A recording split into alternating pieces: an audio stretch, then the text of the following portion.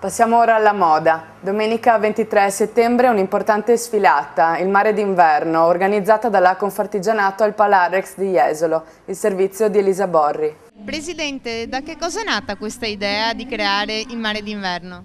Il Mare d'inverno nasce da un progetto di portare al pubblico un gruppo di 15-20 acconciatori ed estetisti, il Crema di Venezia, della provincia di Venezia, che dimostreranno al pubblico le loro capacità professionali e come hanno saputo investire il proprio tempo per dare sicurezza nel lavoro alle proprie clienti. Come assiste la Confartigianato questi artigiani?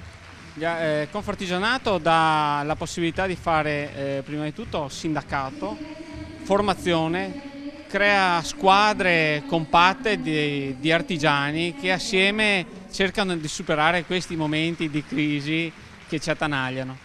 Benessere, estetica e immagine, sono queste le tre caratteristiche che abbiamo visto oggi nelle passerelle? Sì, questo è solo un assaggio di quello che noi siamo in grado di fare nei nostri centri, dai parrucchieri e da noi estetiste, che siamo sempre in evoluzione e studiamo sempre per migliorarci.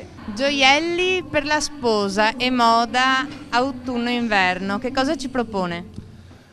Per queste due splendide spose abbiamo pensato a un qualcosa un po' molto classico, però un po' rivisto. C'è questa splendida rosa in corallo bianco e poi delle perle barocche un po' colorate, qualcosa di classico però molto giovanile. La professione di acconciatrice, com'è questo mondo di artigiani?